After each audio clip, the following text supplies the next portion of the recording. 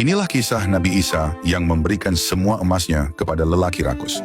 Pada suatu hari seorang lelaki datang kepada Nabi Isa alaihissalam dengan hati yang tulus. Ia berkata bahwa ia ingin selalu menyertai beliau kemanapun beliau pergi. Nabi Isa menerima niat itu dan mengajaknya berjalan bersama. Suatu hari mereka berhenti di tepi sungai untuk beristirahat. Mereka memiliki 3 potong roti. Nabi Isa memakan 1 potong, lelaki itu memakan 1 potong, dan tersisa 1 potong lagi. Saat Nabi Isa pergi minum, roti yang tersisa itu hilang. Ketika kembali beliau bertanya, "Siapa yang mengambil sepotong roti itu?" Lelaki itu menjawab, "Aku tidak tahu." Lalu mereka melanjutkan perjalanan hingga bertemu seekor rusa dengan 2 anaknya. Nabi Isa memanggil salah satu anak rusa untuk menyembelihnya dan memanggangnya, lalu mereka makan bersama.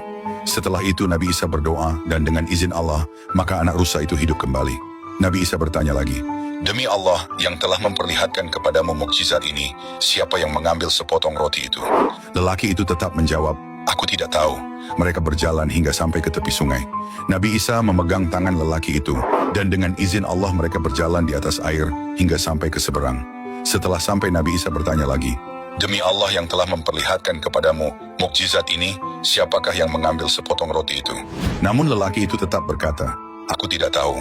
Perjalanan berlanjut hingga mereka tiba di sebuah hutan. Nabi Isa duduk, mengambil tanah dan kerikil, lalu berdoa agar berubah menjadi emas. Seketika itu juga tanah dan kerikil menjadi emas.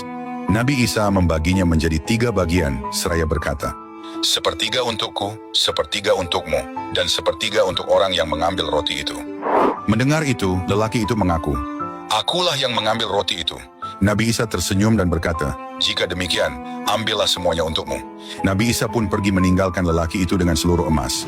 Tak lama kemudian, datang 2 lelaki yang melihat tumpukan emas itu dan ingin merampasnya. Lelaki pemilik emas berkata, "Kita bagi bertiga saja." Mereka setuju, lalu menyuruh salah satu orang pergi membeli makanan. Dalam perjalanan, lelaki yang membeli makanan itu berpikir licik, "Lebih baik ku campur racun saja agar mereka mati, dan semua emas jadi milikku." Sementara itu, 2 lelaki yang menunggu juga bersekongkol. "Untuk apa membaginya 3? Kita bunuh saja dia saat kembali, lalu bagi emas ini berdua." Ketika lelaki yang membeli makanan itu pulang, ia langsung dibunuh. Dengan puas, keduanya memakan makanan yang ternyata sudah diracuni sebelumnya. Dan tak lama, mereka semua pun mati di tempat.